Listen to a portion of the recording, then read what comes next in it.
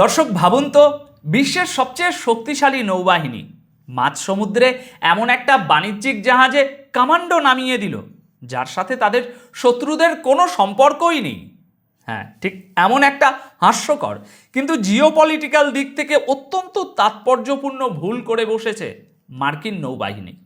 আর অন্যদিকে Donald Trump social মিডিয়ায় নিজের একটি এআই জেনারেটেড ছবি পোস্ট করে সরাসরি ইরানকে ধ্বংস করে দেওয়ার আবারও হুমকি দিয়ে বসেছেন। কিন্তু এর পেছনের আসল দাবার চালটা কি? দেখুন, সাধারণ চোখে মনে হতে পারে এগুলো হয়তো বিচ্ছিন্ন কোনো ঘটনা বা নিছকই ক্ষমতার আস্ফলন, কিন্তু আসল ব্যাপারটা হলো আমেরিকা এবং পশ্চিমা বিশ্ব মিলে মধ্যপ্রাচ্যে এমন একটি অর্থনৈতিক ও সামরিক অবরোধের জাল বুনছে যাতে ইরান বাধ্য হয় ধৈর্য হারিয়ে প্রথম গুলিটা ছুড়তে। আজকের ভিডিওতে আমরা গতকাল 29শে এপ্রিল ঘটে যাওয়া কিছু চাঞ্চল্যকর ঘটনার পেছনের আসল কূটনীতি, পর্দার আড়ালের সাইকোলজিক্যাল গেম এবং এর সুদূর প্রসারী প্রভাব নিয়ে গভীরভাবে আলোচনা করব। তো চলুন খবরের পিছনের আসল খবরগুলো একটু বোঝার চেষ্টা করি আমরা। এখানে একটা জিনিস বুঝতে হবে দর্শক, আমেরিকার বর্তমান কৌশলটা সরাসরি সামরিক যুদ্ধে জড়ানোর চেয়েও অনেক বেশি সূক্ষ্ম এবং বিপজ্জনক। তারা চাইছে ইরানের চারপাশের সমুদ্রপথ পুরোপুরি আটকে দিয়ে তাদের শ্বাসরোধ করতে। এই কৌশলের অংশ হিসেবেই গতকাল 29শে এপ্রিল একটি বড়সড় ভুলের খবর আন্তর্জাতিক মিডিয়ায় সামনে আসে। আরব সাগরে এমভি ব্লু স্টার থার্ড নামের একটি বাণিজ্যিক জাহাজের উপর সন্দেহবশত হঠাৎ করেই হেলিকপ্টার থেকে কমান্ডো নামিয়ে দেয় মার্কিন সেন্ট্রাল কমান্ড বা সেন্টকমের মেরিন সেনারা, যার ভিডিও আপনারা দেখছেন। তাদের সন্দেহ ছিল এই জাহাজটি হয়তো পশ্চিমা নিষেধাজ্ঞা অমান্য করে ইরানের দিকে কোনো ভয়ঙ্কর সামরিক সরঞ্জাম নিয়ে যাচ্ছে। পুরো জাহাজে রীতিমতো চিরুনি তল্লাশি চালানো হয়, কিন্তু তল্লাশি শেষে মার্কিন বাহিনী আবিষ্কার করে এই জাহাজটি কোনোভাবেই ইরানের কোনো বন্দরে যাচ্ছিল না। এটি সম্পূর্ণ একটি ভুল টার্গেট ছিল এবং নিরুপায় হয়ে নিজেদের ভুল বুঝতে পেরে তারা জাহাজটিকে ছেড়ে দেয়। সেন্টকম পরবর্তীতে মিডিয়াকে জানায় যে তাদের এই অবরোধ কর্মসূচির আওতায় তারা ইতিমধ্যে 39টি বাণিজ্যিক জাহাজের রুট পরিবর্তন করতে বাধ্য করেছে। কিন্তু দর্শক, এই একটি মাত্র ভুলের কারণে আন্তর্জাতিক মহলে আমেরিকার ইন্টেলিজেন্স বা গোয়েন্দা তথ্য নিয়ে চরম সমালোচনার সৃষ্টি হয়েছে। এখন প্রশ্ন হলো, কেন আমেরিকা এত ডেসপারেট হয়ে এই কাজ করছে?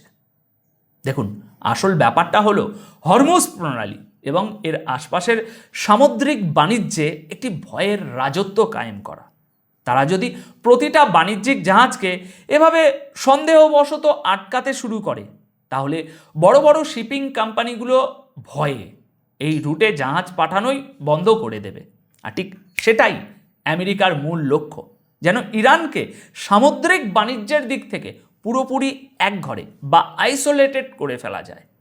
ঠিক এর কয়েক ঘন্টা পর অর্থাৎ 29শে এপ্রিল দুপুরের পরিস্থিতি আরও উত্তপ্ত হয়ে ওঠে।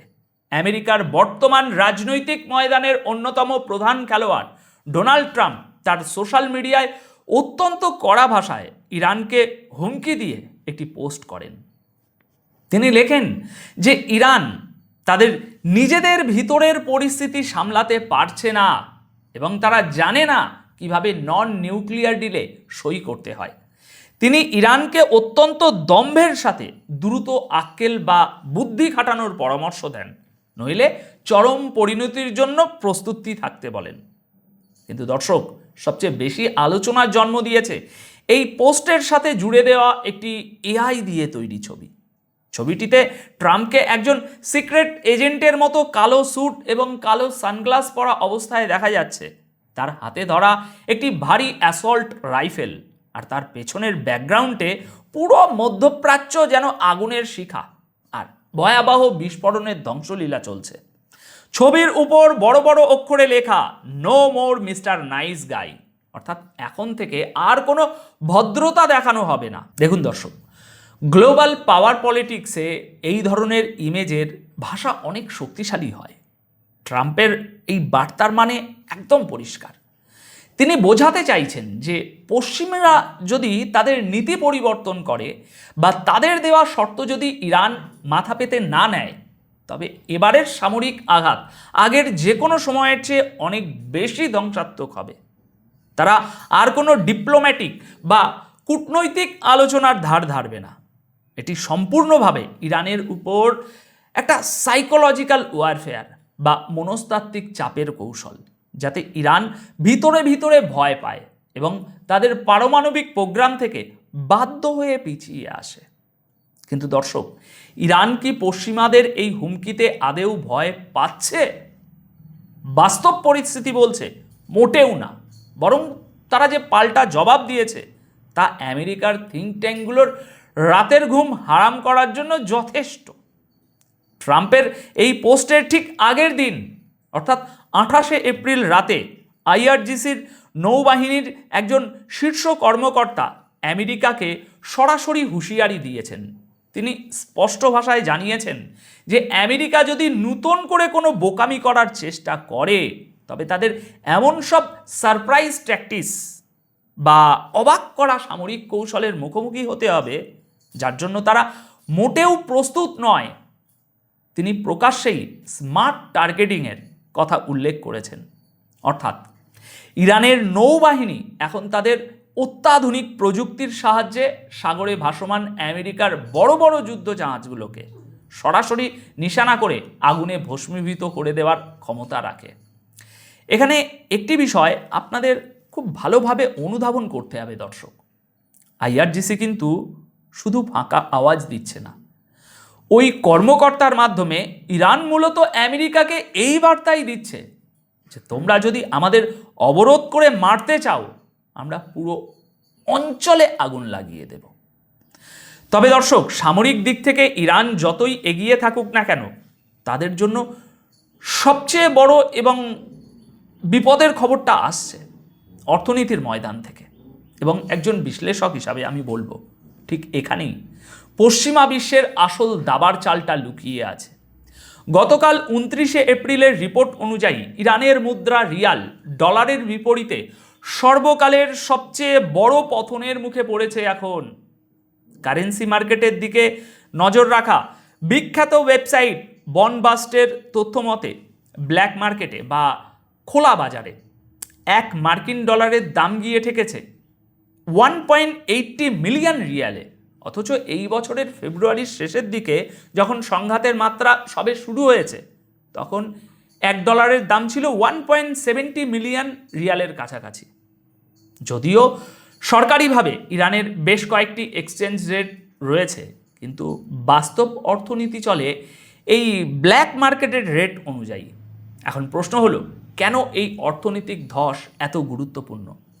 দেখুন দর্শক, আধুনিক বিশ্বে দীর্ঘমেয়াদী যুদ্ধে শত্রুকে হারানোর সবচেয়ে মোক্ষম অস্ত্র হলো অবরোধ। আমেরিকার কৌশলটা খুব পরিষ্কার। তারা সাগরে সামরিক অবরোধ তৈরি করে ইরানের সাপ্লাই চেইন বা আমদানি রপ্তানি পুরোপুরি বন্ধ করে দিচ্ছে। যেখানে প্রতিদিন ডজন ডজন কার্গো জাহাজ আসার কথা, সেখানে যদি কোনো মতে একটা দুটো জাহাজ আসে, তাহলে এত বড় একটা দেশের অর্থনীতি কিভাবে টিকবে? নিত্য প্রয়োজনীয় জিনিসের দাম হু করে বাড়ছে, আর মুদ্রাস্ফীতি চরম মাত্রায় যখন পৌঁছাবে, তখন দেশের সাধারণ মানুষের ভিতরে স্বাভাবিকভাবেই সরকারের বিরুদ্ধে একটা ক্ষোভ তৈরি হবে। পশ্চিমা বিশ্ব ঠিক এটাই চায়। তারা চায় ইরানের ভিতরে অর্থনৈতিক হাহাকার তৈরি হোক, যাতে দেশের ভিতরেই একটা গৃহযুদ্ধ শুরু হয়ে যায়। একদিকে বাইরের অবরোধ, অন্যদিকে ভিতরের অর্থনৈতিক চাপ, এই দুইয়ের জাঁতা কলে পিষ্ট হয়ে ইরান যেন বাধ্য হয় ধৈর্য হারিয়ে প্রথম সামরিক আক্রমণটা করে বসতে। আর ইরান যদি সেই হামলাটা করে বসে, তাহলেই আমেরিকা এবং তাদের মিত্ররা বিশ্ববাসীর সামনে নিজেদের আক্রান্ত হিসাবে তুলে ধরে ইরানের উপর সর্বাত্মক ধ্বংসযজ্ঞ চালানোর একটা লিগ্যাল জাস্টিফিকেশন বা বৈধতা পেয়ে যাবে। এটা অত্যন্ত পুরনো কিন্তু ভয়ঙ্কর একটা পশ্চিমা কৌশল।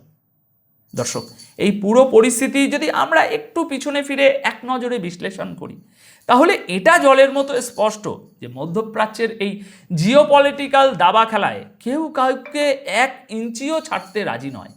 আমেরিকা এবং পশ্চিমারা চাইছে তীব্র অর্থনৈতিক ব্লকেড এবং মনস্তাত্ত্বিক চাপ প্রয়োগ করে ইরানকে ভিতর থেকে ভেঙে ফেলতে এবং তাদের দিয়ে প্রথম ভুলটা করাতে। অন্যদিকে ইরানও বসে নেই, তারা তাদের সমস্ত আধুনিক সমরাস্ত্র নিয়ে যে কোনো সর্বাত্মক যুদ্ধের জন্য প্রস্তুতি নিয়ে বসে আছে। তারা বুঝিয়ে দিচ্ছে যে যদি ডুবতে হয় তবে সবাইকে নিয়েই ডুববো। এখন দেখার বিষয় হলো এই স্নায়ুযুদ্ধের এই চরম পর্যায়ে এসে শেষ পর্যন্ত কে আগে ধৈর্য হারায়। এখন আপনাদের কি মনে হয়, আমেরিকার এই ভাতে মারার অবরোধ কৌশল কি শেষ পর্যন্ত ইরানকে দমাতে পারবে, নাকি ইরানের এই স্মার্ট টার্গেটিংয়ের কাছে পশ্চিমীরা পিছু হটতে বাধ্য হবে? কমেন্ট বক্সে আপনাদের মূল্যবান মতামত অবশ্যই জানাবেন, কারণ আপনাদের মতামত এই আলোচনাকে আরও সমৃদ্ধ করে। আপাতত এই ভিডিওতে তাহলে দর্শক এখানেই বিদায় নিচ্ছি। সাধারণ খবরের পিছনের আসল কূটনীতি এবং বিশ্ব রাজনীতির এই গভীরে লুকিয়ে থাকা সত্যগুলো বুঝতে আমাদের সাথেই থাকুন। ধন্যবাদ আপনাদের সকলকে।